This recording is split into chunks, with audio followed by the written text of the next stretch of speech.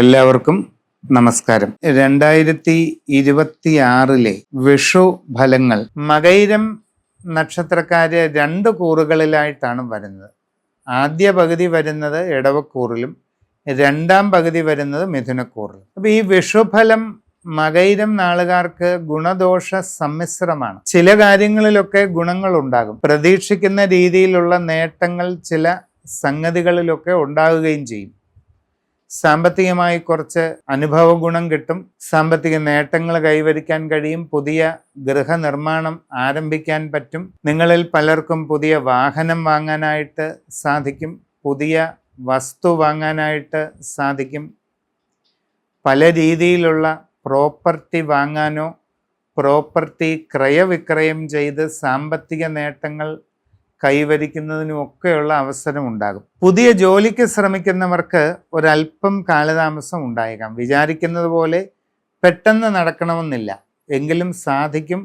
പരിശ്രമം നിങ്ങൾ തുടരണം. വിദേശ തൊഴിലിന് വേണ്ടി ശ്രമിച്ചുകൊണ്ടിരിക്കുന്നവർക്ക് താമസം ഉണ്ടാകാം, എങ്കിലും നിങ്ങൾ പരിശ്രമം തുടരുക. അതോടൊപ്പം ഇങ്ങനെയുള്ള ശ്രമങ്ങളിൽ സാമ്പത്തിക നഷ്ടങ്ങൾ ഉണ്ടാവാതെ പ്രത്യേകം ശ്രദ്ധിക്കുകയും വേണം. കച്ചവടക്കാർക്ക് ധനനഷ്ട സാധ്യത ഉള്ള സമയമാണ്. അപ്പോൾ അതുകൊണ്ട് നിങ്ങൾ വളരെ ശ്രദ്ധിക്കുക, ഇടപാടുകളൊക്കെ സൂക്ഷിച്ച് നടത്തുക.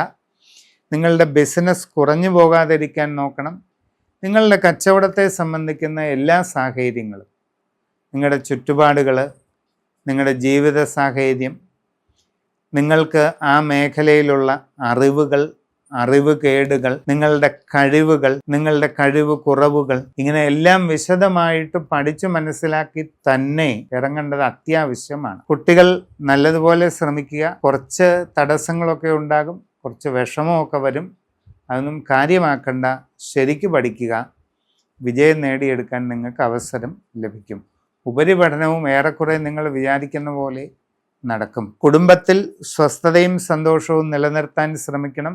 സംഭാഷണങ്ങളിൽ കരുതലും മിതത്വവും വിനയവുമൊക്കെ പ്രത്യേകം ശീലിക്കണം. എന്തായാലും സമ്പൂർണമായ രാശിചിന്ത ചെയ്ത് നല്ല പരിഹാരമൊക്കെ ചെയ്ത് മുമ്പോട്ട് പോയാൽ എല്ലാ ഗുണവും കിട്ടും.